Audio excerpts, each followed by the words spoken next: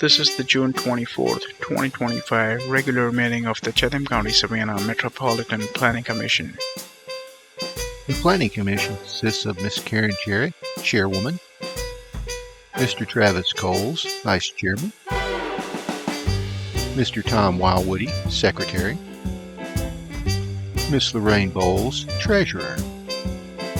Board members are Mr. Dwayne Stevens, Ms. Tracy Ammon, Mr. Joseph Irvine, Mr. Michael Kagler, Ms. Amanda Wilson, Mr. Jay Melder, Mr. Jeff Motricia, Mr. Joseph Welch, Ms. Corinne Ross, and Mr. Stephen Fluff. The MPC Executive Director is Melanie Wilson.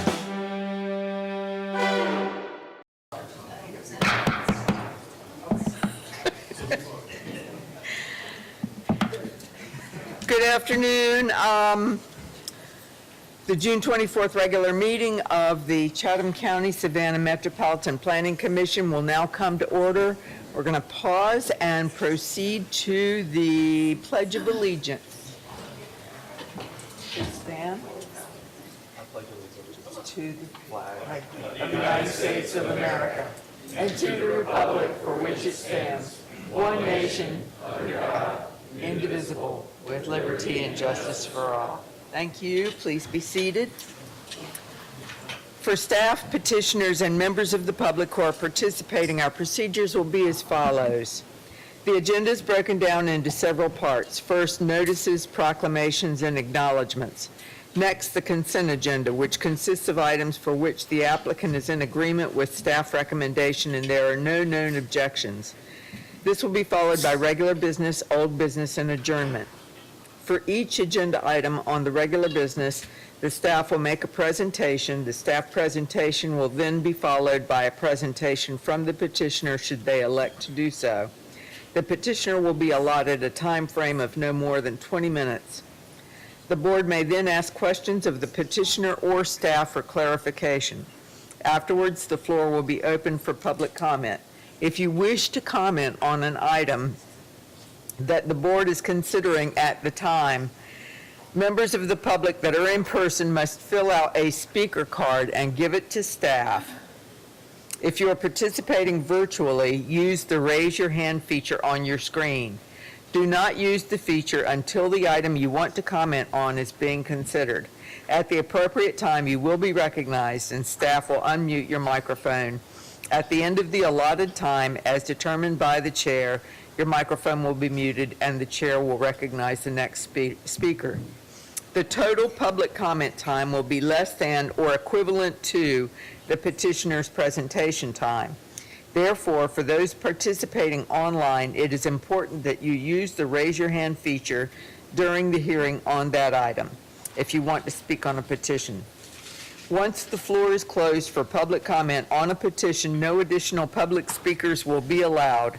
If you are not certain you want to speak, still use the raise your hand feature, or if in person, fill out the speaker card. You will have the option to decline when your name is called. After public comment, the petitioner will have the opportunity for rebuttal and then address any additional needed questions by the board. Finally, the board will take action. All right, I need a motion for approval of the agenda. Cole's motion to approve the agenda. All in favor, voice vote? Aye. Any opposed? Okay. Notices, presentations, and acknowledgments. We did have a Finance Committee agenda meeting today. Would you like to share on that?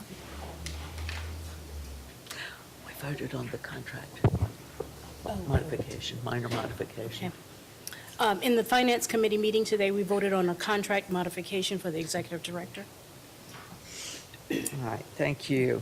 There are several items that are requested to be removed from the final agenda.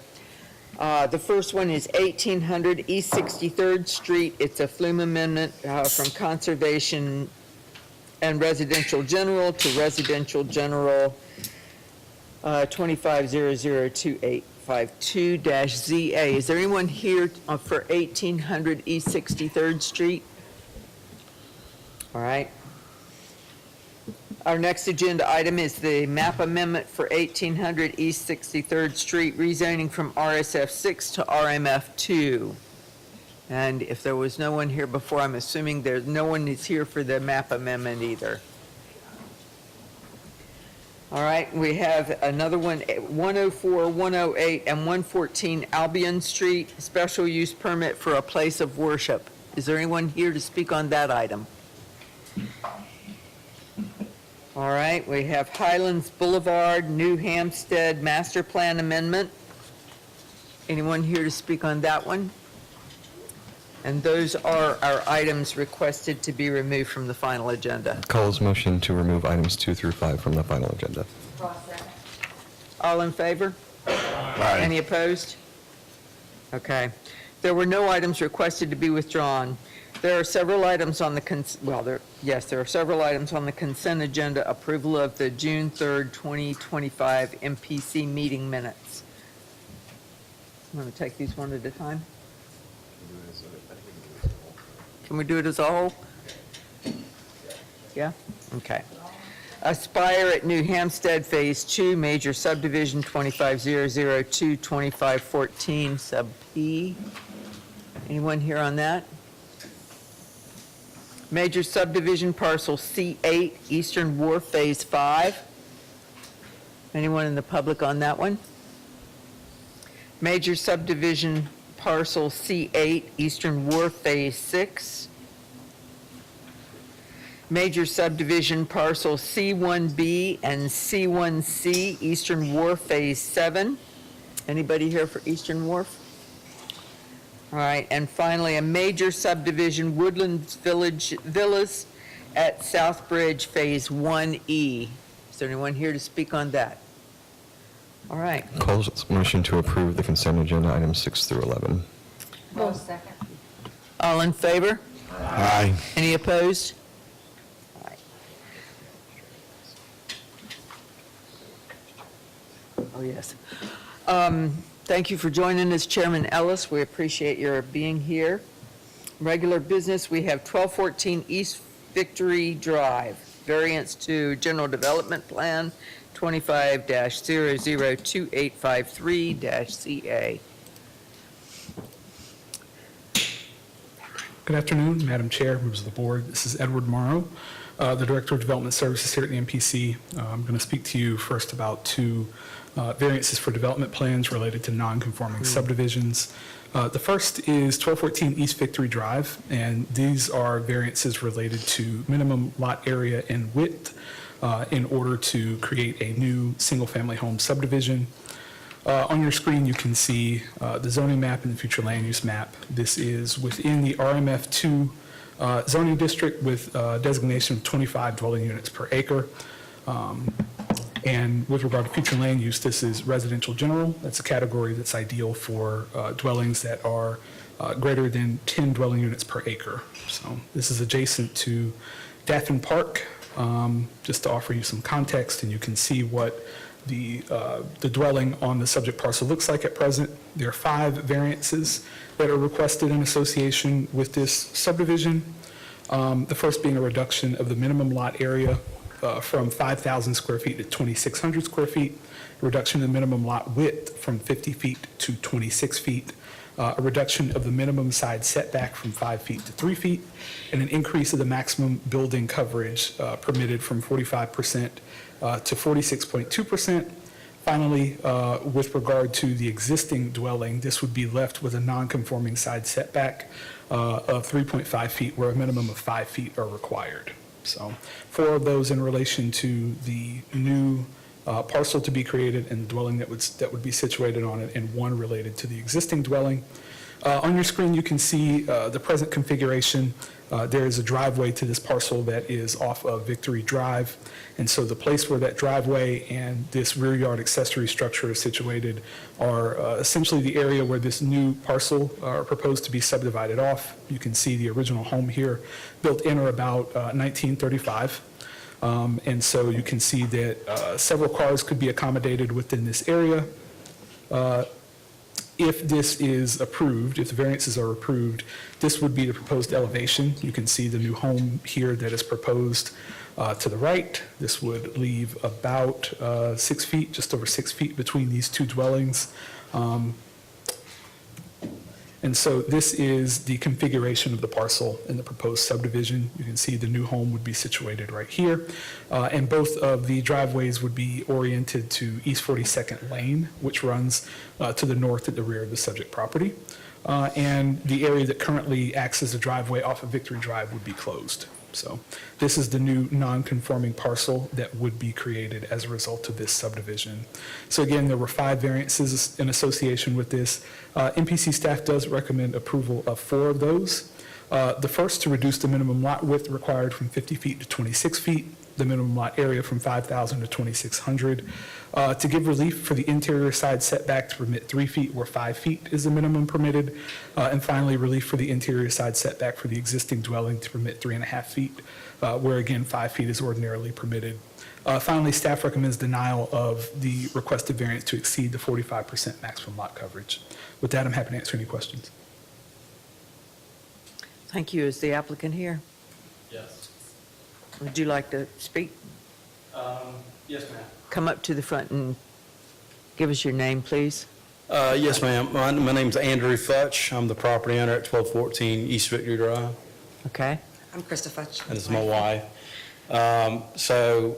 It's our dream to build this extra dwelling on our property, and we're willing to work with the council panel to do whatever we need to do so that it can be accommodated and, fit the city We're willing neighborhood. to change the lot coverage from the 46% to the minimum 45%. That's an easy fix with our architect. And we also have several neighbors here as well that are willing to support us in this building. Okay. Are there any questions for staff or the applicant? No questions. Okay, I have one question. Right now, you're using the drive onto and off of Victory Drive? Yes, that's how it was when we purchased the home. And we're fine moving all of the parking to the lane. That's not an issue at all. We are actually going to just extend it. We'll just dig up more of the driveway and make that a green space, such as we have wrought iron fencing that we've salvaged. So we'll just make it like a front courtyard all the way across. All right, thank you. Any other questions? Mr. Stevens? Did I hear you correctly? You said that currently you're only at 46% lot coverage? Yeah, it's 2%, and it's, Okay. it's, I just wanted to kind of get an understanding of how much outside of that you are, because that could directly impact all of those other conditions. And I was just trying to figure out if the 45% would essentially be a non-starter because you were 50. well, our architect can adjust it to 45%. I mean, that's a minuscule amount. Okay. That's not an issue at all. I just wanted to kind of understand the difference. Okay, thank you. Any other questions? All right, thank you. Thank you. Yes, we do have a couple of people to speak. Pat Johnson? Good afternoon. If you'd come up to the microphone and state your name for the record, please.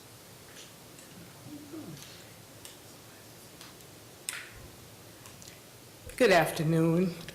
My name is Patricia Johnson. I'm the president of Live Oak Neighborhood Association, and I'm going to yield my time to Mrs. Mary Grimm. But we're all in favor of the Futch's building there, so we don't have a problem with it. Thank you. And Mary Ann, I'm not going to try and pronounce it. I know that one of these days I'll get it, but I answer to most anything. Hi, I'm Mary Ann Goydish. I live at 1240 East Victory Drive, and I have lived in that apartment house for 25 years, so I have seen a lot of the changes. And you worry about the setback. Well, 1231 East 42nd Street has this much difference between its house and the house next door. And it's been there, well, 1229 is at least 70 years old, and this is a cottage. Go further to the 1100 block, 1113, 1113 and a half, 1115. 13 and a half was put in this year, and there is my shoulder width between that and the house on either side. So squeezing houses into lots seems to be in accordance. But more importantly, I think this house is a good addition.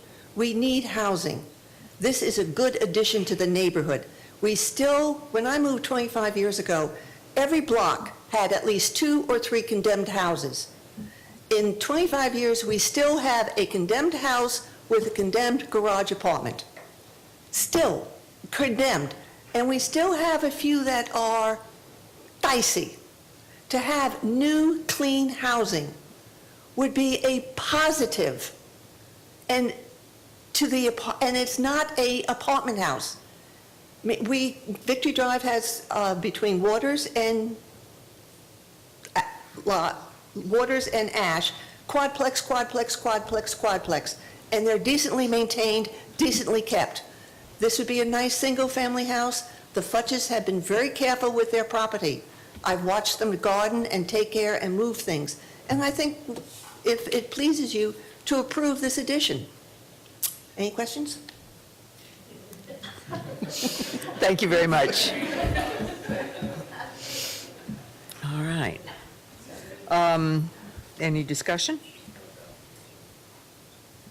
Entertain a motion. Cole's Motion that we to approve staff recommendation. Sorry. Second. All right, I have a motion for approval of staff recommendation. Ms. Amick? Yes.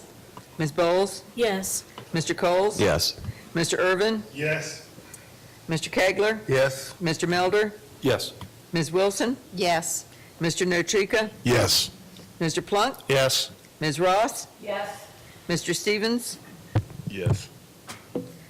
I too say yes. Motion passes. Thank you. I do want to take a moment to acknowledge Mr. Mackey, too. It's been quite a while since I've seen you. Good to have you here. Thanks.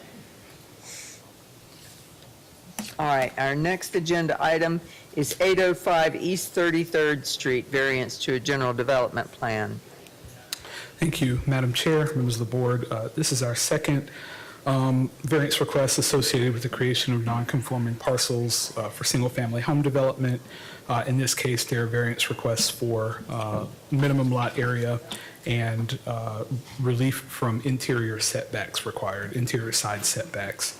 To offer you a view of the zoning map at present, we can see that this is within the TR1, or traditional residential zoning district, which is also within the residential single-family future land use designation. So there's a very clear single-family residential development pattern in this area. Again, to offer you some context, we are near Savannah Classical Academy and the Laundry Diner near Paulson and Anderson. You can see the subject parcel here. The proposed subdivision, which actually is represented by this line right down the middle, we would see, well, in this one also, we would see 2 new parcels created here that would be 2,772 square feet apiece. You can see the petitioner does intend to honor the setbacks of the zoning district, but it does create this issue with the existing residents being left with non-conforming side setbacks where a minimum of 3 feet is required in order to achieve the 30 feet for each of these 2 parcels. It leaves one corner here at 2.24 and another one at 2.40 feet, again, where 3 feet is required. And so that's that interior side setback relief that's needed in order to permit this subdivision. Staff has also drawn in the possibility of 2 ADUs here. Just in looking at the nature of the submittal, it seems ideal that at some point this or a future owner of this property could come in and request to build 2 ADUs, potentially up to about 17 by 24 based on setbacks. And so with the consideration for lot coverage, this is something that this board would likely want to consider as they consider this particular request. So again, 2 variances required in association with this subdivision, reduction of the minimum lot area and a reduction of the side setbacks required for the existing dwelling.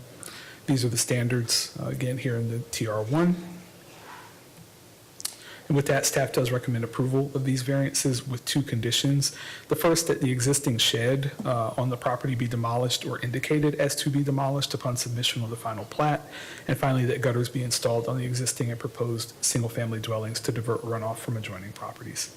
With that, I'm happy to answer any questions. Is the applicant here? Yes, ma'am.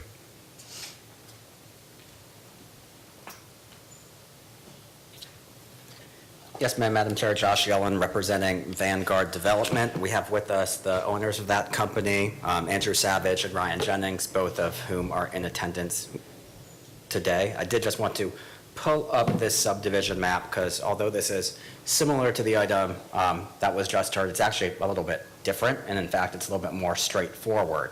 The intent here is that we currently have a very large lot that if this home were actually to be demolished, we would not be here asking for a subdivision.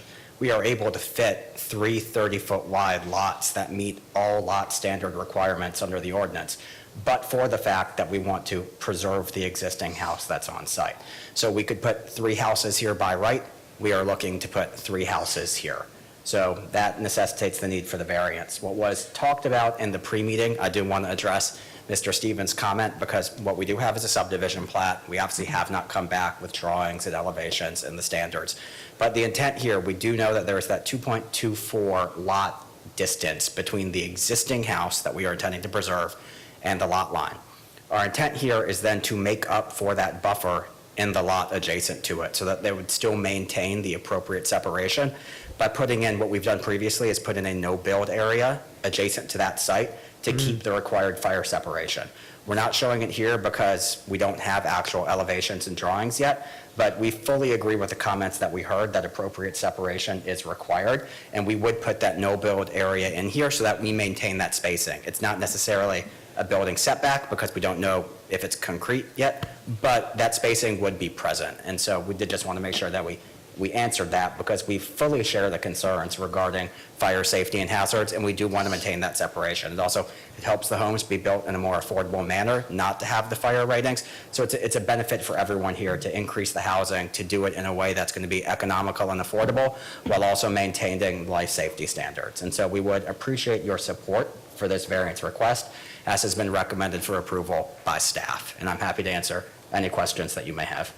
All right, are there any questions for Mr. Yellen or staff? No questions. I do want to just offer up my appreciation for addressing the concern because a just over 2-foot setback is a major concern. Yes, sir. Considering the area. So I just offer up my thanks for addressing that before we got into long discussion about Yes, it. sir. Thank you. Ms. Wilson? Yes, I just have a question about the ADUs and the possibility of adding those in the future. Do they have any plans to do that, or would they be willing to have this approved with the condition of no addition of ADUs? So I spoke to the applicant after the pre-meeting and asked them about ADUs. There's not currently any intent to put any ADUs on this property. Based upon the way that the site is currently laid out, we know that if an ADU were to be requested, we would likely exceed the 40% building coverage, and we'd have to come back and ask for a variance at that point. Currently, we're not asking that. I don't want to tell you, no, never, there will never be any ADUs on this property, because personally I am in favor of ADUs and increasing them across the city. But currently, no, if we had wanted to ask for that variance now, we would have come in and been transparent about it. No current plans, but I don't know what happens next owner down the road or 2 years down the road. And I wouldn't want to hinder that site from having the opportunity to provide more housing. Okay, thanks. Yep. No, actually, I want to ask. Excuse me, I would like to ask a question about the setbacks. In a TN1, or in a traditional neighborhood, 3-foot setbacks is standard, isn't it? Oh, I missed it. Sorry, I know he has it in the staff report, and I'm pretending to be. We kind of talked about that in the pre-meeting, and That is correct, yes. so what we're doing here isn't completely unusual. The most unusual thing is the fact that the existing building exceeds that 3-foot setback. That is correct. It encroaches into. And Mr. Yellen, your intent is to do a no-build along that line where the encroachment exists? So actually, the no-build would be on the new lot, is the way that the city surveyor and the city of engineers have traditionally done this, that because we're going to have the 2.24-foot setback, from a fire standard, when the subdivision plat is recorded, typically we will shade in the area on the opposite property line. Understood. That makes up that difference. Okay. To make sure that we're not squeezing them in inappropriately. Just trying to clarify. Yes, ma'am. Thank you. All right, any other questions? Okay, unless Cool. there's discussion, I'll entertain a motion. Cole's motion to approve staff's recommendation with the 2 included conditions. Long second. All right, I have a motion and a second. Ms. Amick? Yes. Ms. Bowles? Yes. Mr. Coles? Yes. Mr. Irvin? Yes. Mr. Kegler? Yes. Mr. Melder? Yes. Ms. Wilson? Yes. Mr. Notrika? Yes. Mr. Plunk? Yes. Ms. Ross? Yes. Mr. Stevens? Yes. I too say yes, motion passes. Thank you. Next item is 1402 Stiles Avenue, map amendment rezoned from BL to BN. Good afternoon, Madam Chair and members of the board. I'm Subhashi Karunaratna, a planner from Development Services. I'll be presenting the staff findings and recommendations for a rezoning request at 1402 Stiles Avenue. The request is to change the zoning from business limited to neighborhood business. This site here has an area of 0.76 acres, and the building you see here currently exists and is built in 1993. It has an area of 4,000 square feet. Previously, prior to 2005, according to the applicant, this whole building was used as a liquor store, and after 2005, it was used as a convenience store and its storage space. And the proposed use is to incorporate a package store to that existing storage space. And the applicant is also looking forward to add more uses on the site, specifically a laundromat, a restaurant, and a beauty supply store, but that will be down the road in the future. Under the existing zoning designation, both uses, the convenience store and the package store, are non-conforming, and the applicant wishes to rezone so that those two uses become conforming. And when changing the zoning to BN, all the proposed uses are going to be conforming and be buildable in this lot. The parcel is in the Carver Heights neighborhood, and it's fronting Stiles Avenue with a 192 frontage, and on the south of the property is the Springfield Canal, and this unpaved area is an easement for the canal. And further south you can see the I-16, and here you can see the Market Arena. The Tie to Town Trail also is proposed to run along the canal, connecting the park and Market Arena. The existing zoning is BL, and you can see that this whole stripe is designated as BL. There was a subdivision in 2002 that broke this whole area into 3 properties, and we are considering this property now. And on the north of the property, there's a RMF 2 to 25 zone properties, and most of the neighborhood is TR2. And on the south, this is a conservation area. And the Flume is a commercial neighborhood, and that supports the requested zoning as well as the existing zoning. The proposed BN district permits neighborhood-oriented non-residential uses. It is intended to provide limited commercial opportunities in a walkable environment that is supposed to reduce the impact on the neighborhood, neighboring residential uses. The uses, the convenience store, are limited uses under BN, and the package store would require a special use permit, and the restaurants are permitted to be used and with permission to accessory alcohol sales under this section 8.7. The existing building is conforming by the development standards of BN, except for the rear yard setback. It is on top of the property line, but that is according to stages. There's no survey done at this stage.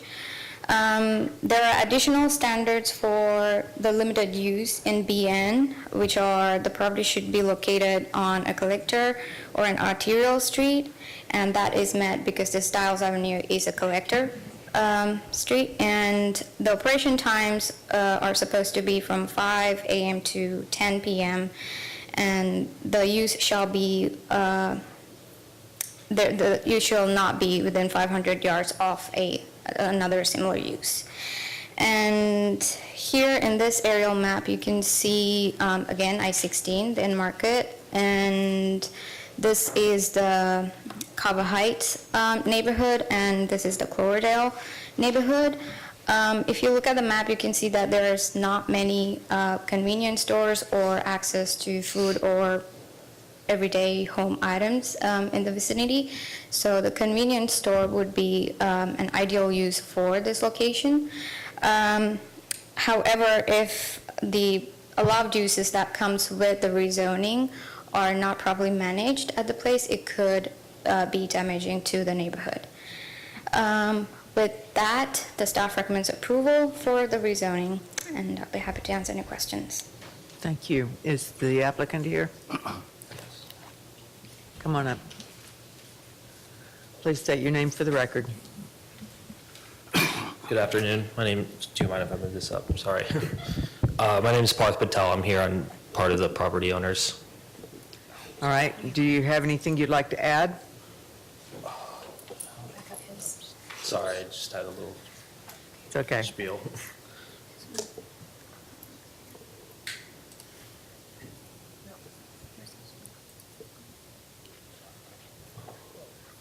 Question. There. Okay, perfect. I just wanted to talk about rezoning for 1402 Stiles Avenue from BL to BN.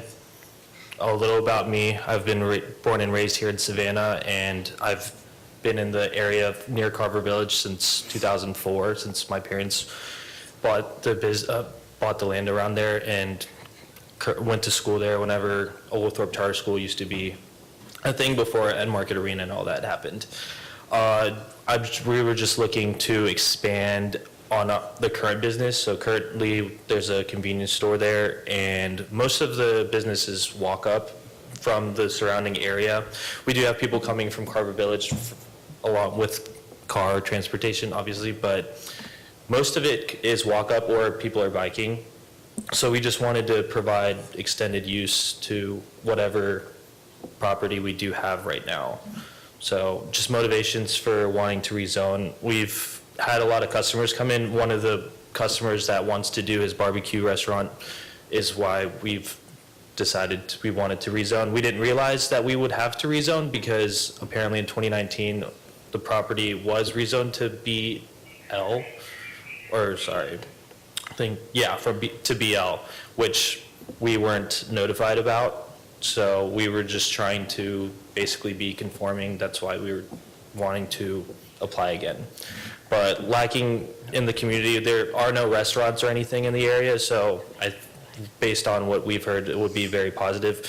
We do want to add liquor sales later, but that's not necessarily the main point right now. As long as we could have more uses, that would be the main issue.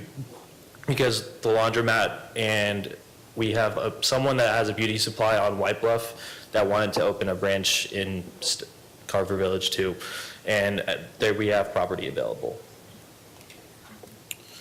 And I know there is a Cloverdale Community Center meeting. I just wasn't in town. I was at a wedding to go to that, so I wasn't able to. But I went to the Carver Village meeting, and we received support from Reverend Ellis, who's sitting back there also. But based on what we heard, there was positive support towards this. That's all I had to say. Thank you. All right, thank you. Is there any questions for the applicant or for staff? Question. Go ahead. Just out of curiosity, how far is your establishment from the church there on the corner? We haven't had a survey done, but when I have walked there, measured it myself, it was 600 yards. And what is the requirement there for feet? 1,000 feet? 200 feet? So that would be 600 yards is about 1,200 feet or Okay. 1,800 feet. I just want to make sure y'all were taking that into consideration. Yeah, well, that was just one of the different options, because if, it would just be like, kind of how Parker's has like their business, they have the convenience store side and then they have a liquor store side, that's what they wanted to do there. But the laundromat and the restaurant would be on the side-facing styles, closer to it. Mr. Stevens? Well, quick question for staff. Is this not even, is this anywhere near the overlay, alcohol overlay area? No, sir, it's not. Okay. And petitioner, you were saying that so it will stay in the existing building is what I'm understanding? Yeah, basically, currently it's 2,500 square feet has been the convenience store, and then the rest, the 1,500 has just been storage, because we used to have another business on Montgomery Crossroad, so all the fixtures and stuff have been in the storage area. And the uses that you said that individuals have shown interest has been hair supply, restaurant, and laundromat? Is that something, laundromat is the business that you guys would be operating? Laundromat would be the one that we would be operating if we were approved, but there's also a restaurant, beauty supply store, and then also a liquor store. Okay, because I do have, just full disclosure, I have some concerns with some of the uses that are allowed in this zoning type of, and that I don't necessarily think adds value to that community as it is currently trying to build itself up. So I have some concerns about that particular zoning typology, with that zoning classification and some of the uses allowed. Yeah, we just wanted, because we want to kind of have it as a shopping center and have different size plots for people to put whatever business they want. This is just what we've been approached with. Other questions? You do intend to keep the convenience store? Yes, ma'am. Okay. Ms. Bowles?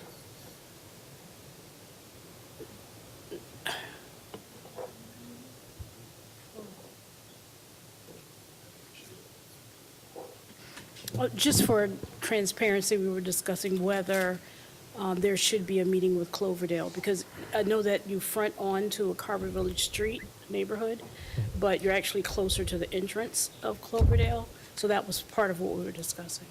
Yeah, when I was looking at the application and we looked at the land plotting, it seemed that we were in Carver Village, we were in Carver Village technically. I would have gone to both, but I didn't have time to be able to be at both versus when we applied for the application. So I at least went to Carver Village, which is the one we were technically classified in.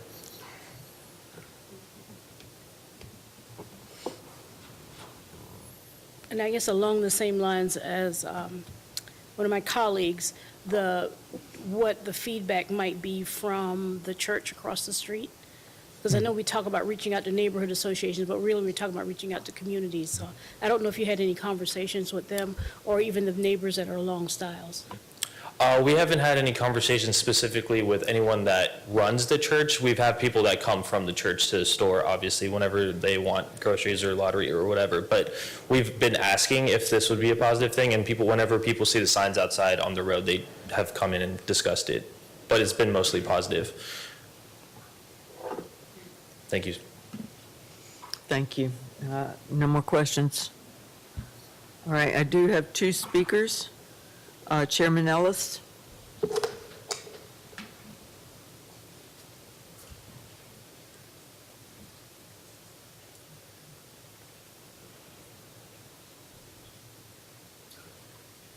Welcome. Thank you. Good afternoon. Good afternoon. Let me first begin by making sure that we get the record straight. I'm Reverend Chester Ellis, president of the Historic Neighborhood, Carver Village Neighborhood Association, not chairman. All right, I don't come before you as chairman. I come before you on account of the neighborhood. The Patels have been neighbors of ours for more than 25 years.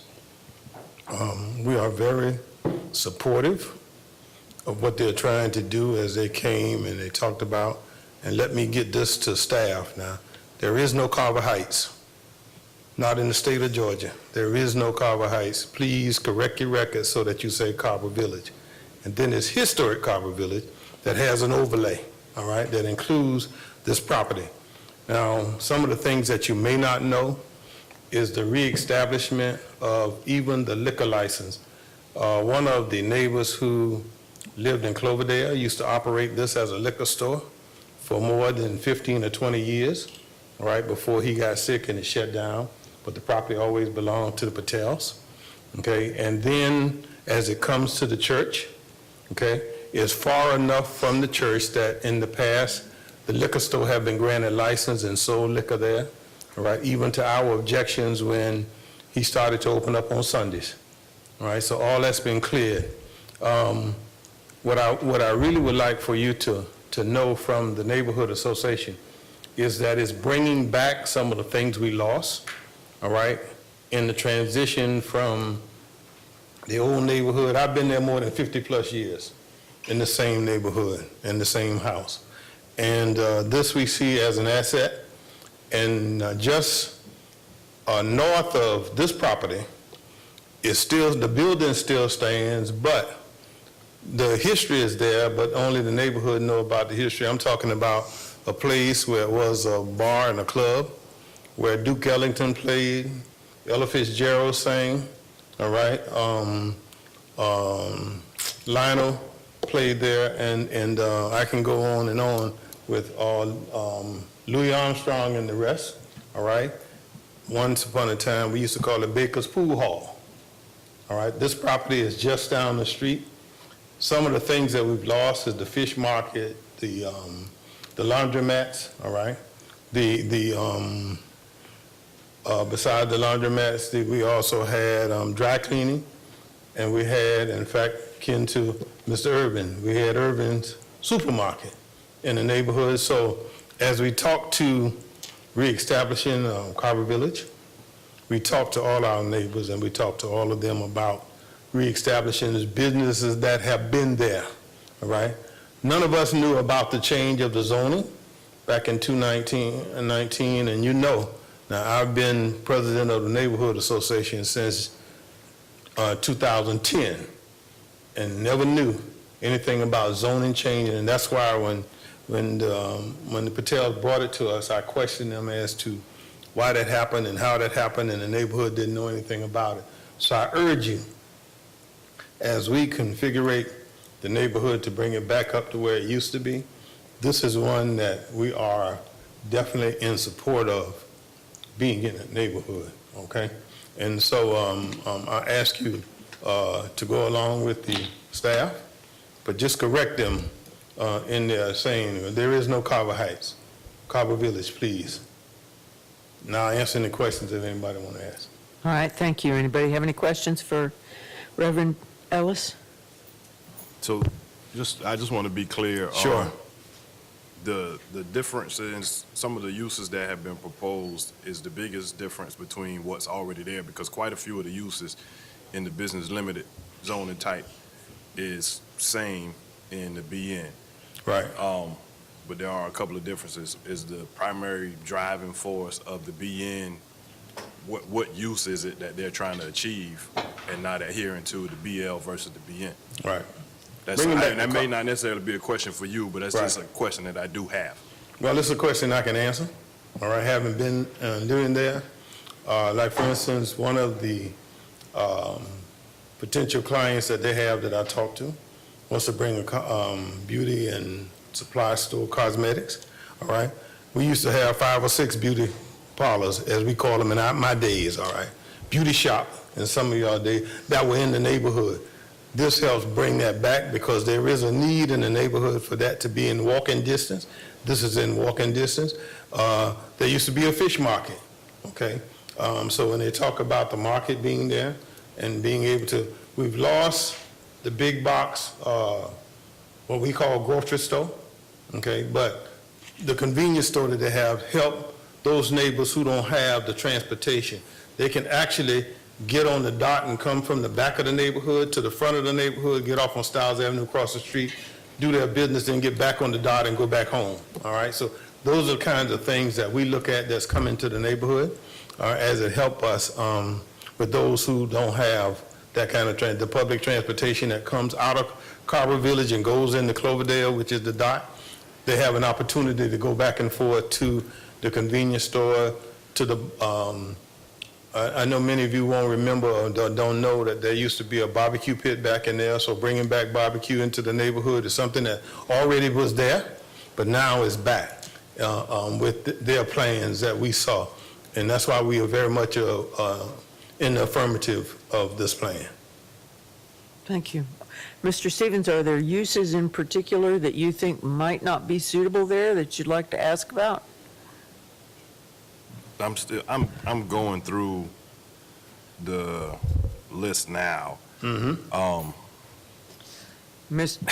Ellis, are there uses there that you would not want to see happen? There came none up at the community meeting where we discussed this in detail, all right, and we discussed the plans. There were no uses that were a part of the plans that they presented to us that had not been there before. All right, I think that's the best way to, rather than going block by block, neighbor by neighbor, you know, if they come with the laundromat was there before. If you go on the corner of Bowden and Gwinnett, there was a laundromat there. Just adjacent to that, on Gwinnett Street itself, which is now a coffee shop, that used to be the dry cleaners, all right? And then on the corner used to be Mr. Johnny's convenience store that used to be there. And so these are things we know, all right? And so when we looked at their plans and what they plan to do, nothing was out of what has already been there that was prosperous before the owners died and the children didn't want to carry on the business. If they were to sell it, other people would be able to come in and use that property with BN uses. As long as they conform to what's being agreed to now, then we don't have a problem. Because what we see is, we see that as an enhancement to the neighborhood. So that's my concern. Okay. I hear, so the issue is, this zoning goes with the property. Right. And the only way this zoning does not go with the property is if we offer up some type of a special use that is specific to the business itself. And with that, they may have all the best intentions in the world, but if they get out of this business, the next person that owns this property has the rights to the property zoning. And they could, by right, at that point, do whatever is in that classification. Right. And that's where the concern comes in place for me. Like a lot of the uses of the retail type functions, the laundromat type functions, all of that is in this current zoning. Like in the limited business. What I can and I hear you. Like, Yeah. you know, this is my stomping grounds too. All right. So I have a genuine concern about how it goes forward, and I don't argue or disagree with the idea that some of these businesses were there, but I also take a position that some of these businesses were not necessarily in the good of the neighborhood either. Now, but there were some that were, absolutely, I won't argue that, but again, my biggest concern is as this property moves forward, this zoning is for the property and for the life of it unless somebody comes back and rezones it. So I can't sit down and take up the entire meeting trying to go through and check off on each line item as to what I would have issue with or think the community would have issue with. But there are some uses in the BN that are in the BL which are being presented as the approach that they would like to take. So I'm not understanding the rezoning.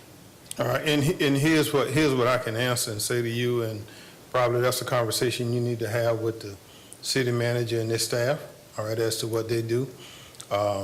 There is plans now to develop the Springfield Canal and the Springfield Canal Basin, all right? And a lot of the things that you're talking about, all right, the retail and others, are going to be in that Springfield Canal Basin. If you look at the map, Springfield swings just east of their, just east of their property, and then swing back towards Cloverdale, and then go over into Bowles Ford. And so, with all the plans of the development of the Springfield Canal, or the Canal District, or whichever name they want to call it by, some of these things are going to play a part of that. So, I wish I had a crystal ball, but I don't. But the Patels have owned this for 25 plus years, all right? If they decide to sell it somewhere down the line, then we're gonna have to deal with down the line. But we're talking about right now. I can talk about plans that I've seen in the development of the Springfield Canal, which runs just east of this property, right on the side of it that comes around. But I don't know what's gonna happen with the Springfield Canal, except the widening and the deepening of it and then the development of it that we know are in years to come. We may be talking about 30 years from now, we may be talking about 50 years from now, I don't know. I don't have a ball to say that, but I can say we are very much in support of what the Patels have told us that they're going to do with that property. And then we have to deal with future property owners down the line. You have a comment? I have a question for staff, and I think that it kind of gets to what you're both saying. Is there something, is there a use that's proposed that's only in BN and not in BL? So, and therefore, that's why we need the BN. Yes, ma'am. The convenience store, the package store, and the restaurant is only allowed in BN Okay. and not in BL. I think you did mention that, thank you. Ms. Wilson, did you have something you wanted to add? I was just going to suggest that if you have some concerns with regards to the uses, then you very well may support the application and limit the uses. And if they want to add additional uses, they have to go back through a public process, and that way the community knows that there's going to be a change. So if you decide that you want to do that, you do have that as an option. And if they are wanting to do the convenience store as an added use, the package store, if that's something that the community is okay with, and the other use, then you could limit it to retail, and, 2 or 3 other things. All right, thank you. Is it? Thank you, Reverend Thank you all. Ellis. And Mr. Mackey? Yes, ma'am. Thank you, Madam Chair. Thank you. I'm Timothy Mackey. Right now, just a regular old person. And it's good to see all of you. Good to see you. Madam Chair. And to all of you on the board, thank God for what you do. My main man, Joe, Mike, everybody. God bless y'all. And to staff. I'm here today to speak on this petition. And there aren't many times in my life that I've been opposed to something that my good friend, Coach, Reverend, County Commissioner, Chairman, he served a multifaceted list of hats over the years, and I respect all of that. We respect that. But getting to the petition, the first thing I'd like to address is the gentleman, Mr. Parth Patel, came and said that the church was 600 yards from that property. Now, all of you watch football. A football field is 100 yards. 600 yards. That is 6 San Francisco 49er stadiums, back to back to back to back to back to back to back. That would be from Stiles past Louisville Road, past the railroad, almost to Bay Street. Trust me. So maybe he needs to correct that statement. He said it. I'm just quoting you what he said. He said 600 yards. That is not the case. Okay. Madam Chair, if I may, on the rezoning map application, I just have a couple of questions for you. Or maybe for staff.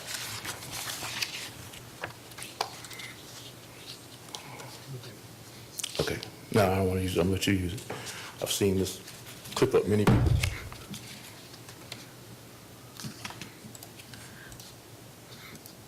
I'm going here. I don't know if they can see it. Okay. My first, or maybe you can stand here and move for me. Sure. Yeah, that's fine. On number 5, on page 2 of 8, it has the property owner information at the bottom of the page. It says Hitendra Patel and Deepika Patel. If I'm pronouncing the name correctly, I pray to God I am. And I won't call out the address. But that's what it says at the bottom of the page. On page 3 of 8, item number 6, it says Parth Patel. Now my question is Parth Patel the registered agent? Because if it is, it's not signed. It's not signed.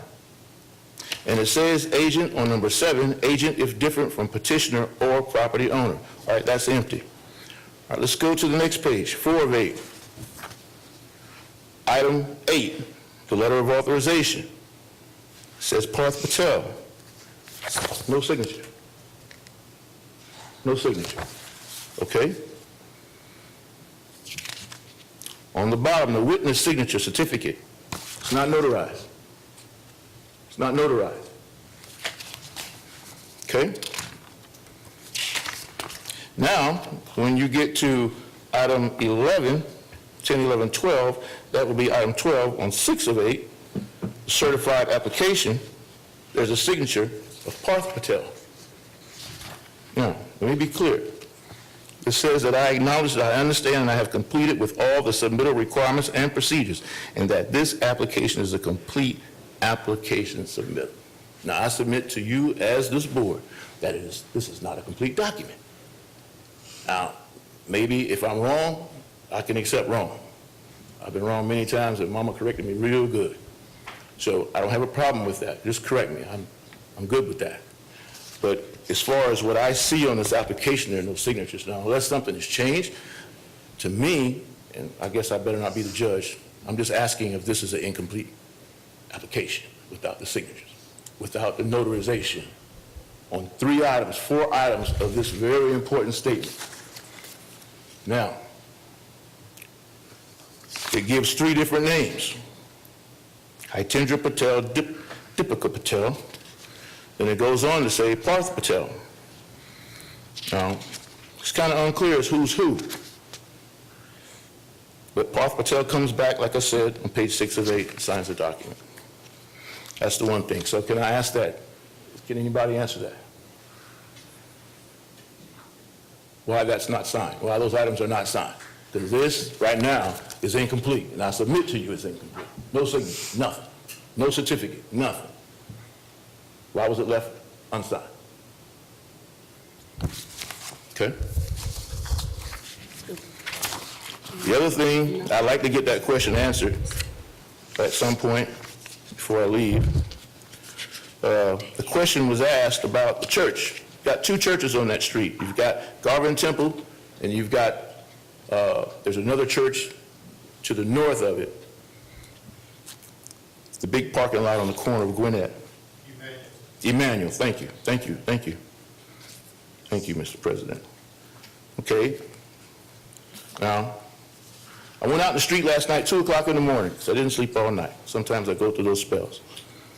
Stiles Avenue is 10 feet 8 inches on each side, left and right. So that's roughly 21.6 feet. Okay? He says he's 600 yards from the church. I submit to you that's an incorrect statement, mathematically. Maybe he got excited, I don't know, this microphone will do it to you. But 600 yards is an incorrect statement, and it's made to you as a board that has to vote on this. That is an incorrect statement. It is not 600 yards. 600 yards will take us from here to River Street. That's 6 football stadiums. So I don't know. I don't know.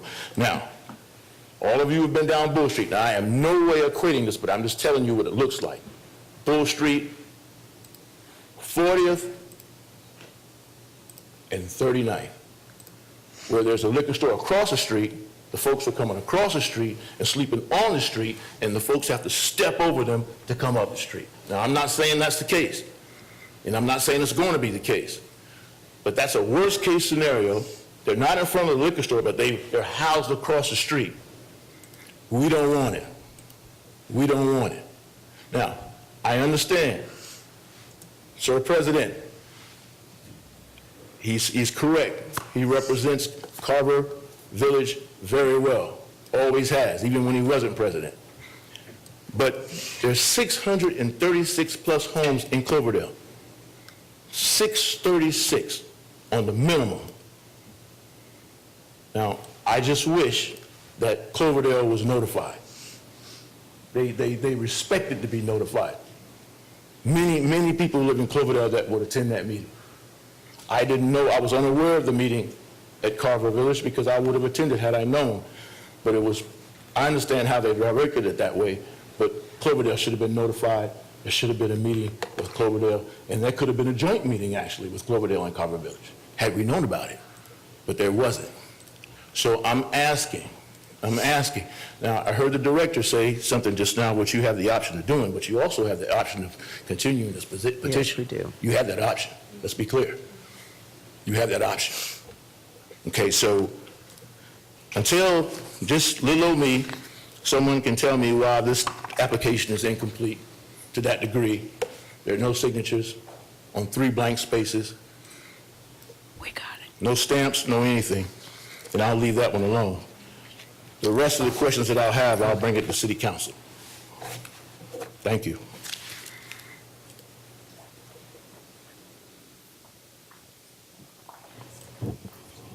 I see that the staff is trying to get us a distance. Sorry. Madam Chair, Somewhere else. Ms. Well- Wilson? Go ahead. I don't think that anyone on the board is questioning whether or not, beauty salon and a laundromat and a convenience store and other retail places such as that would be great for the neighborhood. I think it's other uses that the zoning, if approved, would be of concern. I also think that the fact that Cloverdale wasn't consulted or asked about is another concern. The incomplete application is another concern. So I'm just wondering if maybe that this should be continued until the application is complete, until Cloverdale is consulted, and also to where this board has a little bit of time to go through the uses in the new zoning, so that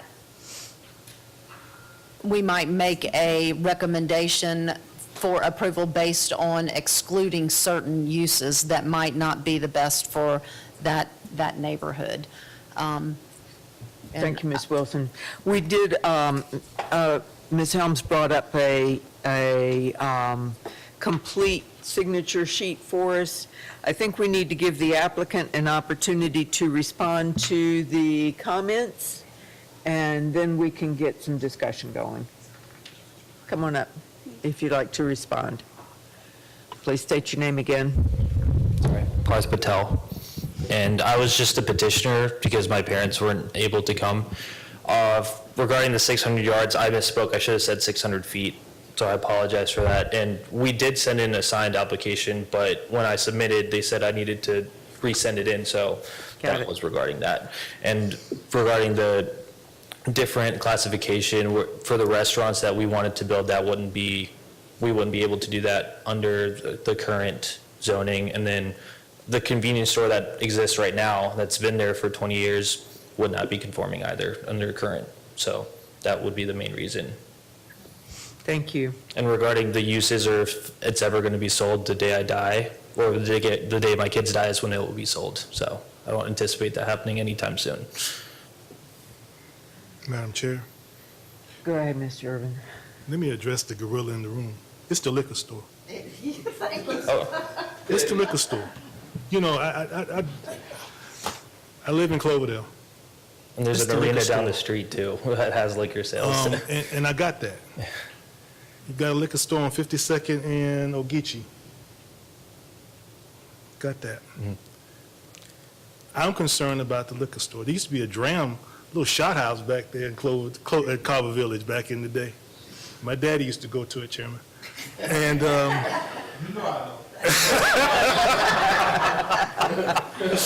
I sit in the back seat of the car, so I know.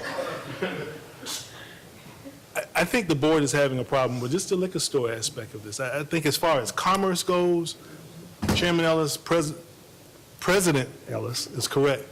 There was my dad had a convenience store, my brother had a convenience store, there's another convenience store on West Gwinnett, There used to be a laundromat around the corner. Yes, and that was the hub of Carver Village. It was a hub. It's where businesses were, and I would love to see that return. We are left now with Brother Shepherd's establishment on the corner of West Gwinnett and Stiles because we've lost the Jackson brothers because of the arena.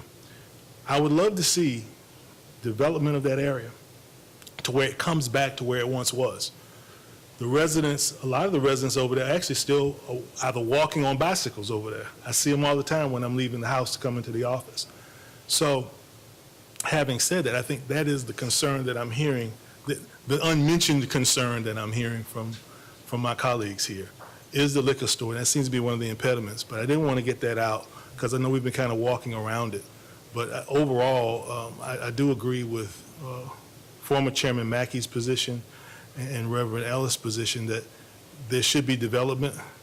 I think the development needs to be narrowed in scope because in my humble opinion, at this point, Carver Village is rebounding.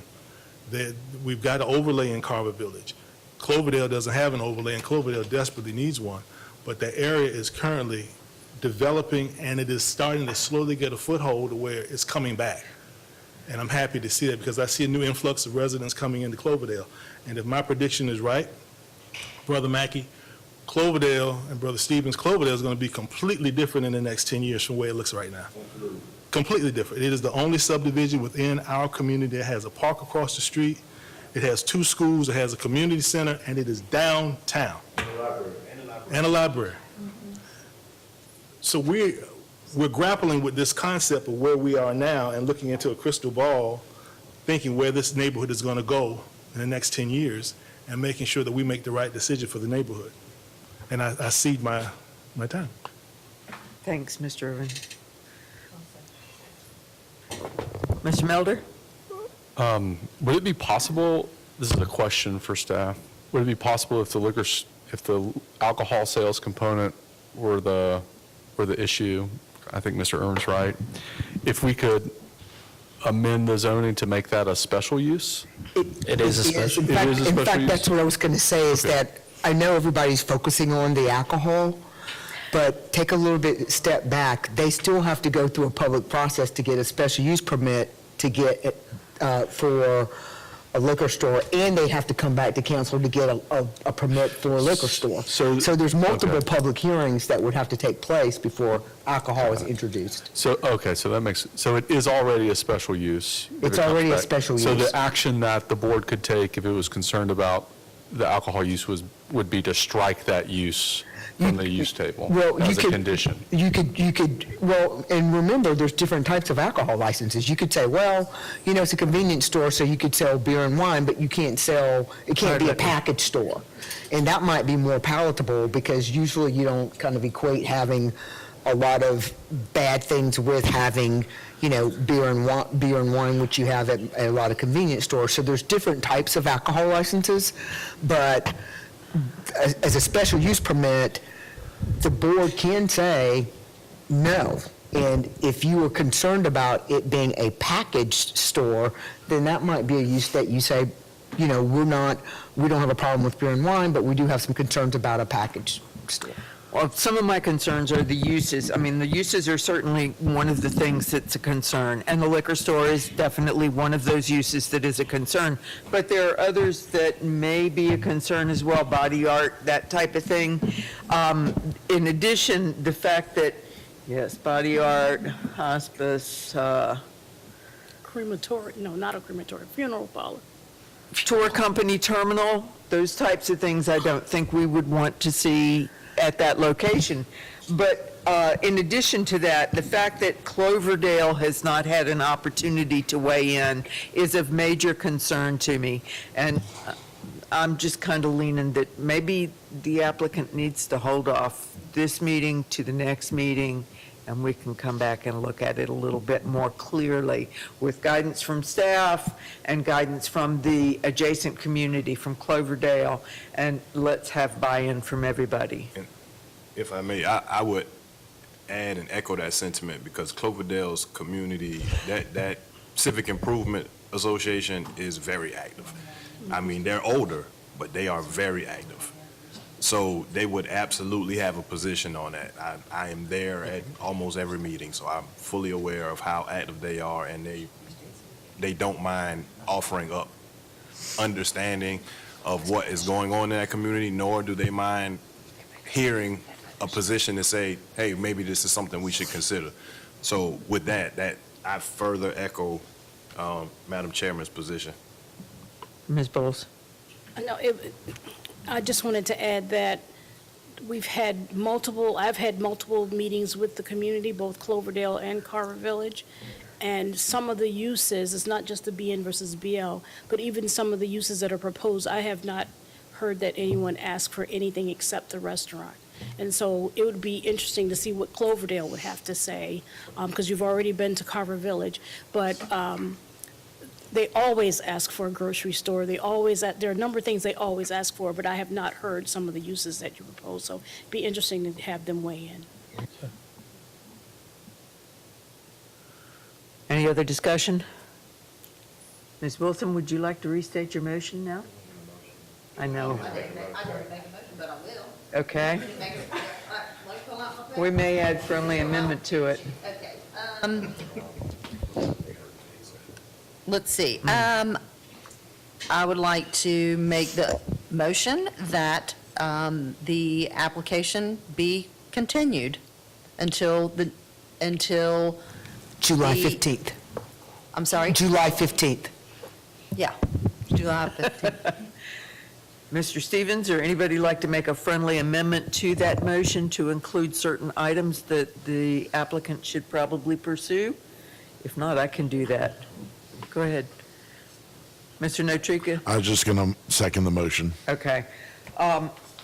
If I can make a friendly amendment to address any issues with the application, address the uses that are permitted in BN and what we would want and what we wouldn't want there, as well as meeting with the Cloverdale neighborhood. To that, and probably the church, and to that point, those different sets of parties, they would be able to speak more to what is actually desired from the community and what is not, and what would be a nuisance versus what it wouldn't. So I just wanted to add that to your point. That is, I don't want it to get misconstrued that is of the desire of what this particular body wants. It's more so when What she the says neighborhood we wants. want, it means community. Yes.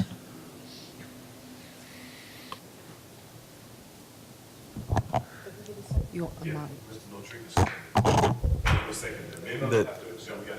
Yeah. I accept. I accept. All right, cool. Okay, we have a motion with an amendment on the floor. Ms. Amick? Yes. Ms. Bowles? Yes. Mr. Coles? Yes. Mr. Irvin? Yes. Mr. Kegler? Yes. Mr. Melder? Ms. Wilson? Yes. Mr. Notrika? Yes. Mr. Plunk? Yes. Ms. Ross? Yes. Mr. Stevens? Yes. Mr. Welsh? Yes. I too say yes. Motion passes. Thank you. Thank you.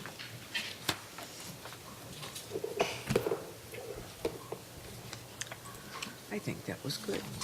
You did a good job with that one. Thank you, guys.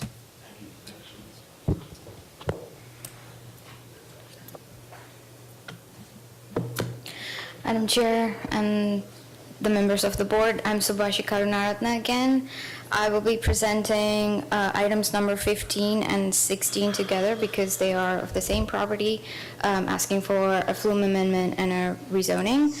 The flume amendment is to change the traditional neighborhood designation to traditional commercial, and the rezoning is to change the TN2 zoning district to TC1.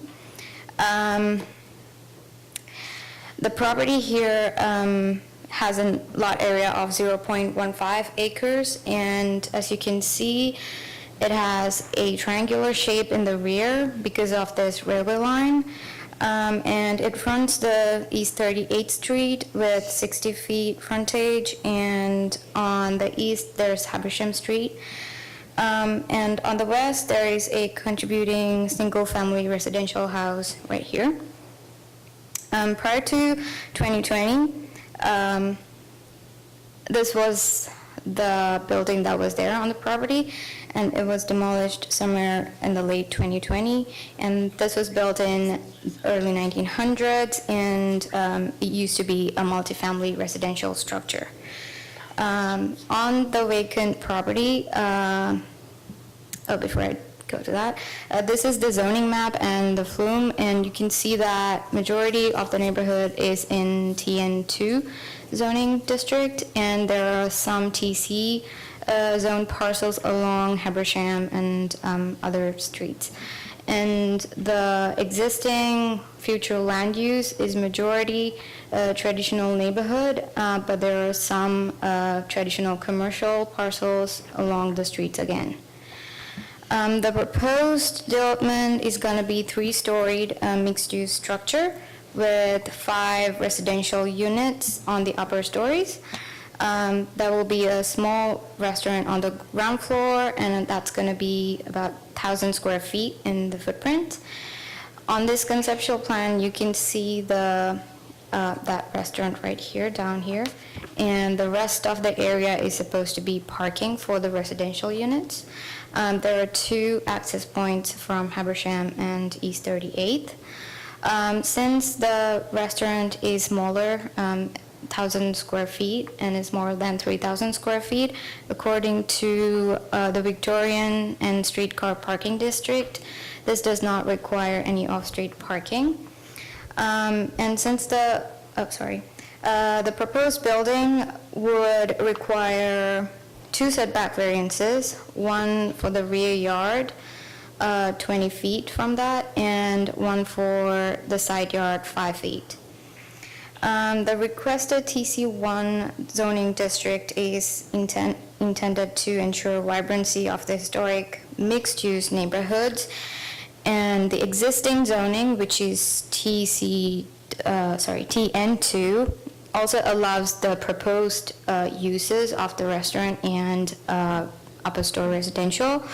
But since the shape of the lot is not very common, and it's really hard to fit this conceptual design on this property, the applicant wishes to rezone to TC1. That will give him more room to fit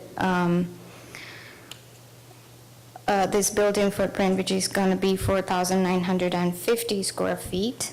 If they are to be in the TN2, the maximum they can reach is 4,280 square feet. And the proposed TC1 rezoning will support the mixed-use development, and the project will contribute for more housing and a pedestrian-friendly commercial node, especially because Habersham is a bike and pedestrian-friendly street. Based on that, the staff recommends the flume and rezoning to be approved. Thank you. Thank you. See applicant here?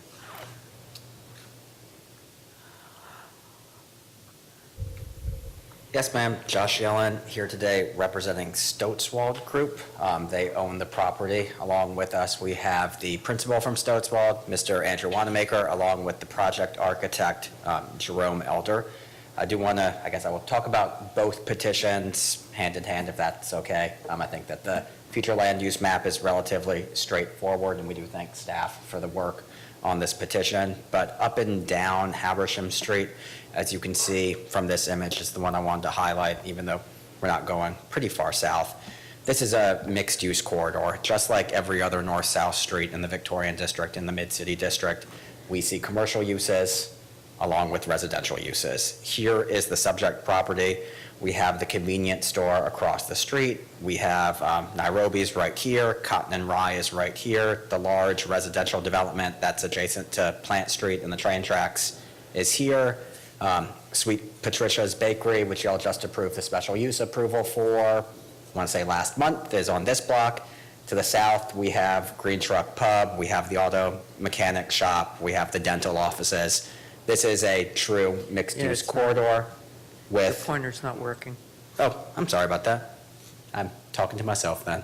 But y'all are aware of Savannah, and y'all know the businesses in Savannah that are all within the area of this site. But I was pointing out some of the larger uses. This is a new residential use. This is the SCAD building.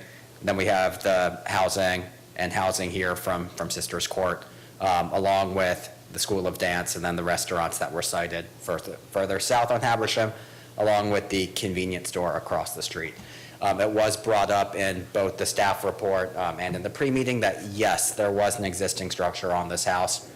We believe it was a 5-unit apartment, at least according to the 1955 Sanborn maps. It was built as an apartment. We did not own it when it was demolished. That was done pursuant to a court order. And yes, it was in 2020 where the prior owner of the property petitioned the court, and the court approved of the demolition of that site. It was very controversial at the time. You can see all of the letters from all over the city who were against it. We were not involved in that project. But this site and the site across the street, have both been cleared, and both have had the for sale signs up on them for a long time. The new owner of the property is obviously looking to redevelop. And as we look to redevelop, as y'all can see, and as was mentioned, there are site constraints, mainly that we are immediately adjacent to a railroad track, which, as Jerome, the project architect, can discuss, makes it very hard to go through the development standards in the city's ordinance and figure out, is that a right-of-way? Is it not a right-of-way? Where is the front yard of this building? Where is the side yard? Where is the rear yard? How do we orient this? But also, furthermore, as someone who also lives pretty close to this adjacent track, there is some benefit to having a large building that buffers the sound from other property owners. I am near the new SCAD development that is coming in further down Ball Street. I will be delighted when that is there, and so my kid's bedroom will not shake at night when the train passes. Similar to this, there's a benefit to putting a larger building on these properties. They make it very difficult to develop this as a single-family home, or maybe easy to develop as a single-family home, hard to sell a single-family home immediately adjacent to the tracks. But as was mentioned, we are looking for relief from the development standards. I know that you saw in the packet that there were letters that came in. I do want to clarify that there were actually 3 letters that came in. There was 1 letter that was against it based upon the uses under the TC1. I see the chairwoman has held up in her hand that we do actually have a letter of support from the Thomas Square Neighborhood Association. Jerome was very active. He has attended the meeting. He reached out to the board. We presented this project. And the TSNA, the Neighborhood Association, is in support of this project, and that's now included in the file. The 3rd letter is also in support from Jason Combs, previous president of the Thomas Square Neighborhood Association, who, you can't quite see his house on this, but he is very close on this map and is an adjacent resident who supports the project. And so we are here today to ask for your support of this rezoning to TC1. We see TC1 properties located up and down every single north-south arterial in the city of Savannah. This rezoning is in keeping with what we believe is the future land use map, or although it needs to be amended, the comp plan, I should say, for mixed-use corridors, particularly within the Mid-City District. And so we appreciate staff's recommendation of approval, and we are happy to answer any questions that you all might have related to this petition. So thank you all. And I will, if Jerome would like to talk as well about the layout, I know that he is here. I know that he's proud of the design. And so when you have the architect here, I let them talk. So thank you. Thanks. Good afternoon, everyone. I'm Jerome Aldo at J. Aldo Studio. And firstly, I'd like to thank not just Josh, but also Ed and Sebastian, because they've been working a lot with us back and forth as we're trying to figure out the site. It's been a couple of months of us going back and forth to figure out what we can best do to utilize this lot. Andrew has been and is a current resident of Savannah and a business owner as well. And I think what may have been mentioned is he's looking at getting a second location for his restaurant, which some of y'all may be familiar with. It's Sputnik, which is on the west side of Broughton Street. I'm doing one there. Again, I think Josh did express all the various reasons as to why we landed at the site plan that you see. For us, what the design itself on the exterior is still in process, so we'll obviously be having to go to the historic portion of it for getting that approval. And it's still early concept, but what we needed to do is get to the point where we have the ability to develop the land in this way, because this is what we are hoping to achieve. I think looking at the corridor, looking at future development, looking at projects that exist in my office, we're seeing a lot of activity in the redevelopment of many vacant lots, as well as lots with either very dilapidated properties or underutilized properties. And I think this is a strong example of a way that something can be brought to this corridor and continue to help with the activation. So that's all I have, but if you have any questions, please let me know. I think the three of us are here and willing to answer any further questions you may have. Any questions for the applicant or staff? Nothing? All right, any discussion? Go ahead. Call this motion. Excuse me. Oh, my bad. Is there, There is a public speaker. there's someone online?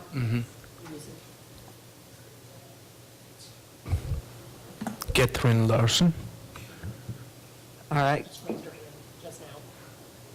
Okay, I don't have a name, but go ahead. Go ahead. I live at 415 Siler Avenue, and I was wondering if you have... Could you state your name for the record, please? I'm sorry. State your name for the record, please. Okay, Catherine C. Larson, Larson. Thank you. Good. I live at 415 Siler Avenue, right down the street, around the corner, and I'm concerned about the vacant lot across the street. Is that going to be parking, or is that going to be left? That is not part of this application. Okay, that's what I was wondering. All right, thank you. Any other people online? No blue cards, okay, No, thank you. ma'am. Cole's motion to approve staff's recommendation for both the flume and the rezoning. All right. Yes. Sorry. Cole's motion to approve staff's recommendation, which is the first one? Future land use. For the future land use map. All right, I have a motion and a second on the floor. Ms. Amick? Yes. Ms. Bowles? Yes. Mr. Coles? Yes.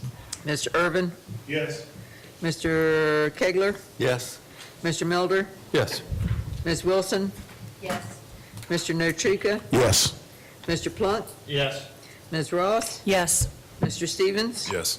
Mr. Welsh? Yes. I too say yes. And motion passes. Cole's motion to approve the rezone. All right, I have a motion and a second on the floor. Ms. Amick? Yes. Ms. Bowles?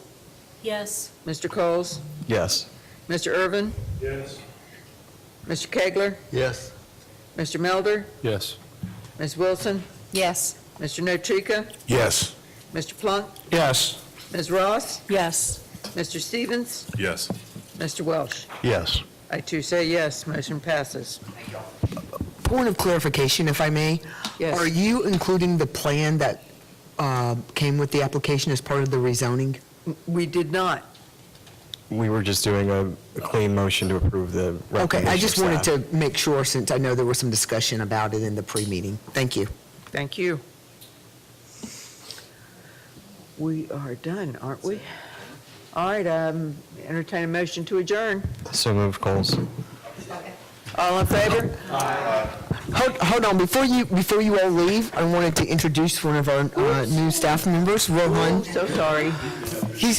Stand up, Rohan. He's a Georgia Tech architect, and will be working with us on the comp plan, as well as some historic preservation and design stuff, and with current planning. So hopefully we'll have additional visual stuff as we get our applications ready for presentation. So welcome you in. What's your name again? Rohan.